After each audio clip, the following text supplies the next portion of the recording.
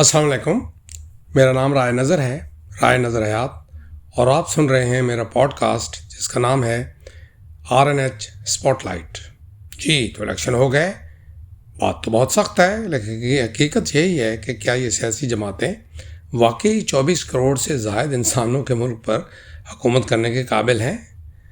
میں سمجھتا ہوں کہ جو میری رائے ہے وہ شاید بہت ساروں کو پسند نہیں آئے گی، نہ ہی زیادہ تر لوگ اتفاق کریں گے.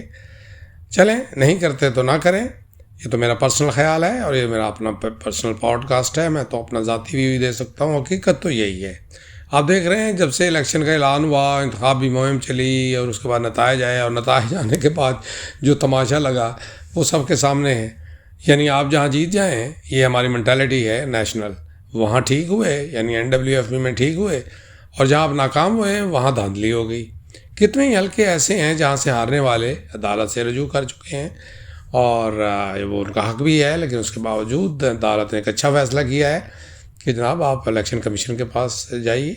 لیکن اسے لگتا یہ ہے کہ ایک نئی لا حاصل مشق میں سارے نظام کو الجھایا جا رہا ہے. یہ سارے مل کر پہلے الیکشن کے لیے شور مچاتے ہیں، پھر جب انتخابات ہو جاتے ہیں تو ان کے نتائج پر شور شرابہ کرتے ہیں اور تماشا لگاتے ہیں، دنیا کو دکھاتے ہیں ہم کتنے فسادی ہیں. بھائی اگر الیکشن ہو تو مصیبت، نہ ہو تو مسائل، ہو جائیں تو انتخابی نتائج کوئی کھلے دل سے تسلیم نہیں کرتا. اب یہ جتنے لوگ عدالتوں میں گئے ہیں، جو آنے والے دنوں میں عدالتوں کا رخ کریں گے، ان سب سے پوچھیں کہ بھائی کیا آپ سب مل کر مختلف وقتوں میں مختلف سطح کے انتخابات میں وہ سب کام نہیں کرتے رہے جنہیں بنیاد بنا کر اب آپ عدالتوں میں بھاگ رہے ہیں؟ کیا انہیں یہ سمجھ نہیں آتی کہ ملک کو استحکام کی ضرورت ہے؟ ملک میں سیاسی استحکام نہیں ہوگا تو معاشی استحکام کا یہاں سے آئے گا. بھائی معاشی استحکام نہیں ہوگا تو ملک میں عام آدمی کے مسائل کیسے حل ہوں گے؟ سمجھ نہیں آتی کہ یہ جو اپنے آپ کو لیڈران کرام کہتے ہیں، کیا یہ ملک کے خیر خواہ ہیں؟ کیا یہ ملک کی خدمت کرنے آئے ہیں، یا ملک کو معاشی طور پر نقصان پہنچانے آئے ہیں؟ کیا یہ مشکلات کم کرنے آئے ہیں، یا مشکلات میں اضافہ کرنے کے لیے آئے ہیں؟ کیا جمہوریت صرف مخصوص لوگوں کے اسمبلیوں میں جانے کا نام ہے، یا پھر لانڈے لپاڑوں کی بجائے سنجیدہ لوگوں کے اسمبلی میں پہنچنے کا نام ہے؟ کیا جمہوریت ملک کی خدمت کرنے والوں کا اسمبلی میں پہنچنے کا نام ہے، یا خاندانی روایات کو زندہ رکھنے کی خاطر لوگوں کے مستقبل سے کھیلنے کا نام ہے؟ پاکستان میں ملک و قوم کی خدمت اور تعمیر کی سوچ سے کم اور ذاتی مفادات کی خاطر زیادہ تر لوگ سیاسی میدان میں نظر آتے ہیں. عام لوگوں کے مسائل حل کرنے کی سوچ کم ہی لوگ رکھتے ہیں، لیکن علاقے میں، قبیلے میں، برادری میں ناک اونچا رکھنے، روب و داب قائم رکھنے کے لیے سیاست میں آتے ہیں. پھر جب ایسے جذبات ہوتے ہیں تو پھر ہر صورت جیت کے لیے جانا پڑتا ہے. بھائی انتخابات میں کامیابی زندگی اور موت کا مسئلہ بن جاتی ہے، اور پھر کامیابی کے لیے ہر جائز و ناجائز راستہ اختیار کیا جاتا ہے.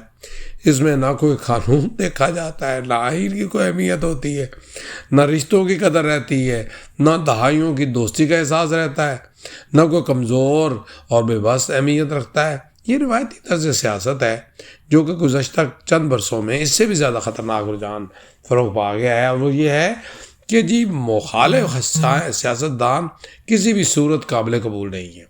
وہ تمام تر قانونی طریقوں پر عمل کرتے ہوئے بھی کامیابی حاصل کرے تو بھائی ہم نے اسے تسلیم نہیں کرنا. ایک خاص منصوبہ بندی کے تحت لوگوں میں یہ سوچ پیدا کی گئی ہے کہ بھائی کسی کو تسلیم نہیں کرنا، کسی کی ماننا نہیں ہے، کسی کو اہمیت نہیں دینی، کسی صورت قبول نہیں کرنا ہے. جو چیز آپ کے حق میں نہیں ہے اسے قبول نہیں کرنا. جھوٹ بولنا ہے اور دبا کردہ بولنا ہے اور بولتے ہی جانا ہے. سمجھ نہیں ہے کہ جھوٹ بول کر بالآخر لوگ اسے سچ سمجھنا شروع ہو جائیں گے.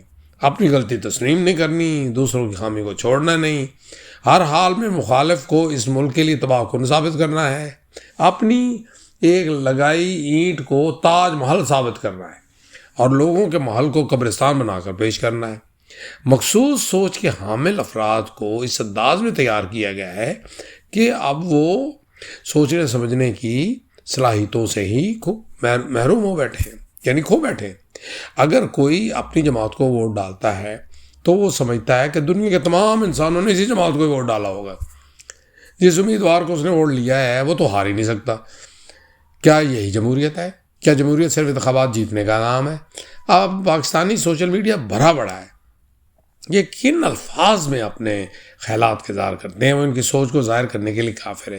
یہ تعداد میں خاصے ہیں، ان کے خیال میں صرف وہی درست ہے۔ یہ اتنے ہی عقل مند ہے کہ خواجہ سعد رفیع کی شکست اور اسی لطیف کھوسا کو مبارکباد کو بنیاد بنا کر کہہ رہے ہیں کہ میاں نواز شریف کو بھی شکست تسلیم کر لینی چاہیے۔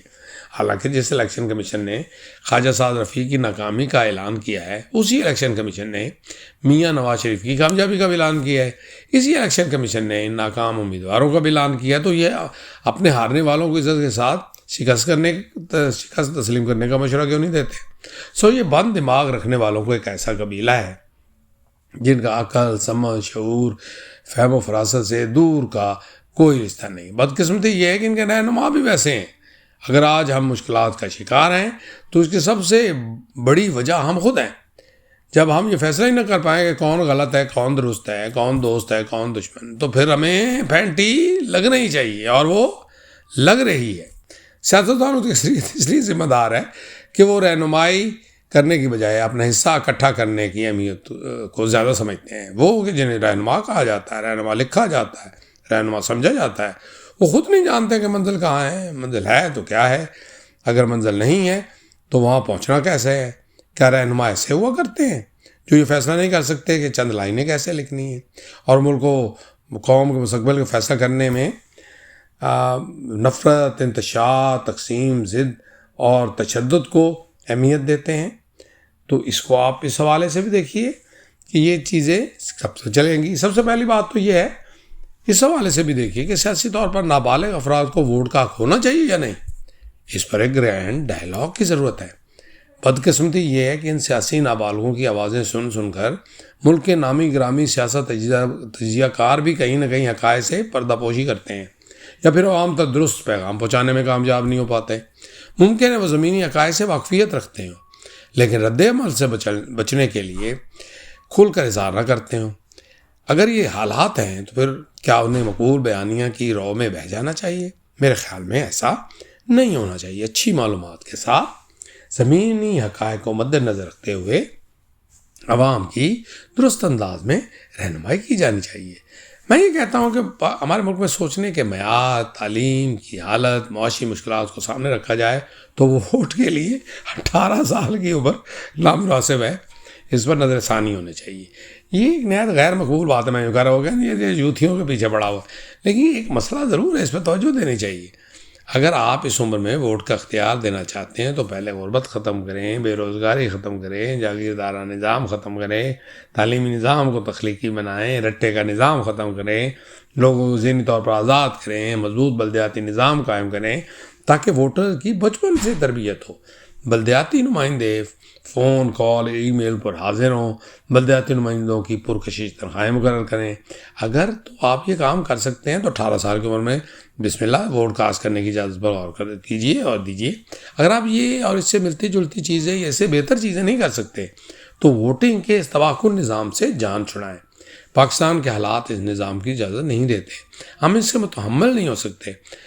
ایک نوجوان جسے آپ بے خوف ہو کر گاڑی چلانے کی اجازت نہیں دیتے، اسے آپ اپنے ملک کے مستقبل کا فیصلہ کرنے کا اختیار کیسے دے سکتے ہیں؟ ملک میں تمام سیاسی جماعتوں کو ملک کے بہتر مستقبل کی خاطر ایسے قوانین پر کام کرنا ضروری ہے۔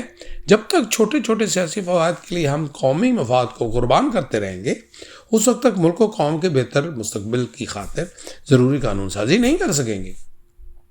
اب دیکھیے، میڈیا اور بالخصوص سوشل میڈیا پر الیکشنوں کے بعد طوفان آیا، بلکہ ابھی تک آیا ہوا ہے۔ لوگ بغیر سوچے سمجھے لکھتے اور بولتے چلے جا رہے ہیں۔ بھلے افراد جو سامنے آ رہے ہیں وہی گفتگو کر رہے ہیں۔ کچھ لوگ ضرور ہیں جو مناسب بات چیت بھی کرتے ہیں، ان میں اپنے آپ کو شمار کرتا ہوں۔ وہ لوگ جو حقائق سے باخبر ہیں، پختہ سیاسی سوچ کے حامل ہیں، ان کی طرف سے مناسب گفتگو بھی سننے کو ملتے ہیں، لیکن ایسے افراد کی تعداد بہت کم ہے۔ بہرحال اگر عام انتخاب کے نتائج کو دیکھا جائے تو سب سے اہم معاملہ تو صاف ظاہر ہے، آزاد امیدواروں کا ہے۔ بات یہ ہے کہ آزاد امیدواروں میں یہ جو ہائفنیٹ لگاتا ہے، یہ آزاد تو آزاد ہوتا ہے، یہ پی ٹی آئی آزاد کیا ہوتا ہے؟ کیونکہ پی ٹی آئی نام کی کسی جماعت نے کوئی الیکشن میں تو حصہ ہی نہیں لیا۔ بہت سے لوگ ان آزاد امیدواروں کو دیکھ کر سمجھ رہے ہیں کہ سارے کے سارے تحریک انصاف کا حصہ رہیں گے، جو کہ پی ٹی آئی کا حصہ نہیں ہے۔ وہ مختلف سیاسی جماعتوں میں شمولیت اختیار کریں گے، یہ ان کا حق ہے۔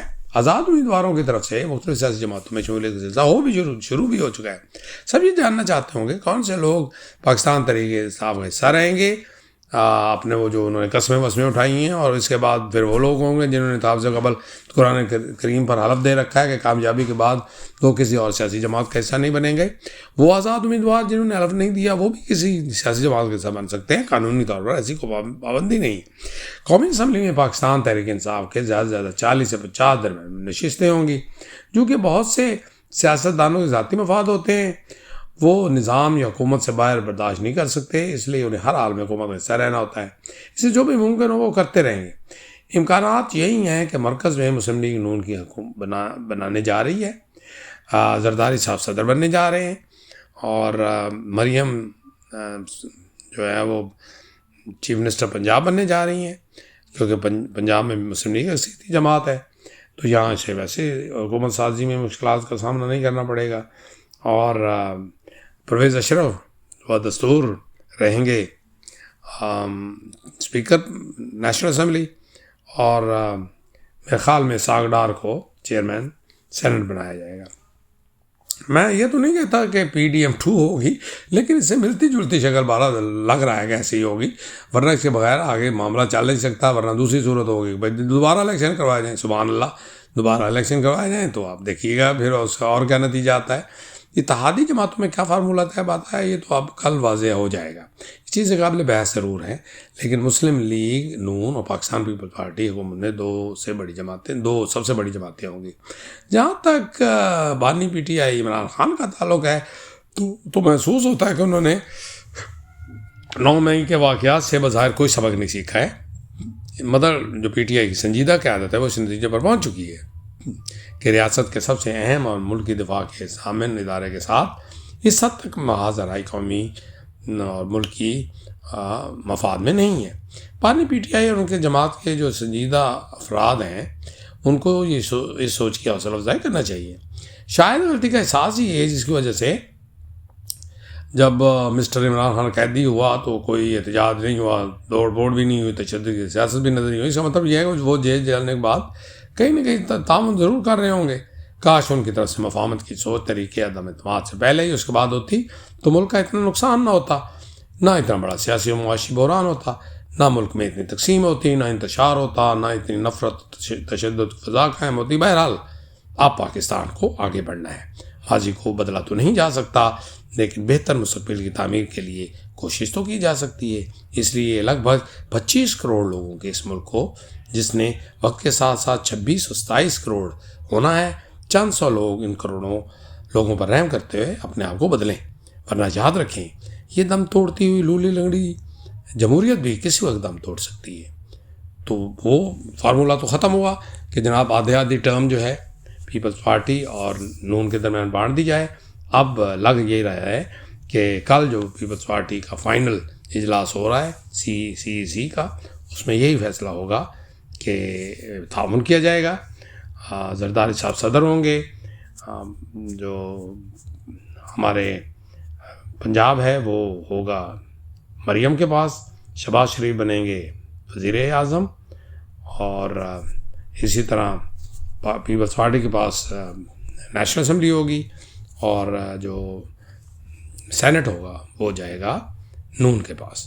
تو باقی جو MQM ہے ان کو بھی اپنے ساتھ ملایا جائے گا، ان کے بھی کچھ رکھے جائیں گے، اور مولانا صاحب کے بھی جو ایک آدھ بھائی صاحب جیتے ہیں ان کو بھی وزیر بنایا جائے گا.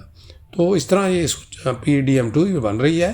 لیکن دیکھیں کوشش کریں کہ اس کو کامیاب کریں، اور سارا فوکس رکھیں کہ پاکستان کی اسٹیبلشمنٹ کے ساتھ کیسے محبت اور پیار اور قریبی تعلق کے ساتھ اس کو آگے لیڈرشپ میں رکھ کے تو اس کو آگے چلایا جائے، تاکہ IMF کا پروگرام جو اس وقت بالکل سر پہ آیا کھڑا ہے اس جلدی اس کی فائنل جو سچویشن ہے وہ سامنے آئے.